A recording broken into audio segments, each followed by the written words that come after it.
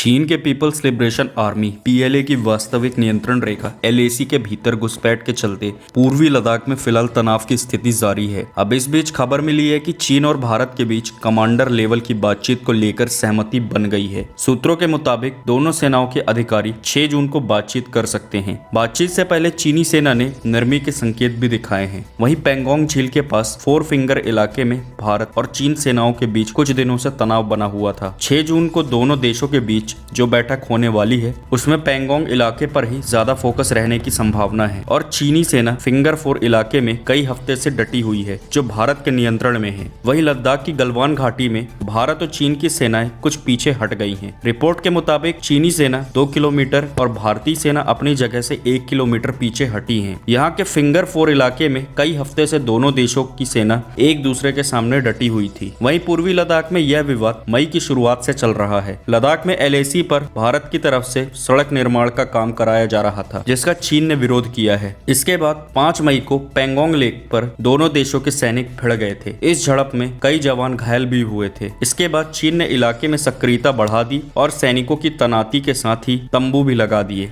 वहीं एलएसी पर चीन की इस हरकत का भारतीय सेना ने भी माकूल जवाब दिया और वो भी वहीं डटे रहे। वहीं एक न्यूज एजेंसी पीटीआई ने एक इंटरव्यू के हवाले से बताया है कि रक्षा मंत्री राजनाथ सिंह ने माना है कि चीन के सैनिक बड़ी संख्या में मौजूद हो गए हैं। राजनाथ सिंह ने कहा कि फिलहाल की जो घटना है ये बात सच है कि सीमा पर इस समय चीन के लोग भी हैं और उनका दावा है कि हमारी सीमा यहाँ तक है और भारत का ये दावा है कि हमारी सीमा यहाँ तक है। अब इस पर राजनाथ सिंह ने दोनों ओर के दावों पर कहा कि उसको लेकर एक मतभेद हुआ है और अच्छी खासी संख्या में चीन के लोग भी आए हैं, लेकिन भारत को अपनी तरफ से जो कुछ भी करना चाहिए भारत ने भी किया है। गौरतलब है कि रक्षा मंत्री राजनाथ सिंह का ये बयान काफी महत्वपूर्ण माना जा रहा है क्योंकि अब तक लद्दाख के सीमा क्षेत्र में चीनी सैनिकों की घुसपैठ की खबरें तो आ ही रही थी, मगर अब सरकार ने भी इस बात को स्वीकार किया है कि जिस हिस्से पर चीन और भारत दोनों अपने दावे करते हैं वहां चीन के सैनिक बड़ी संख्या में पहुंच गए हैं। बता दें कि लद्दाख के सीमा क्षेत्र में चीन की सेना अपना दम दिखाने की कोशिश कर रही है। भारतीय सेना भी उसके सामने डट गई है। दोनों तरफ से बातचीत भी जारी है, लेकिन अब तक गतिरोध खत्म नहीं हो पाया है। अब एक बार फिर दोनों मुल्कों की सेना बातचीत करने जा रही है।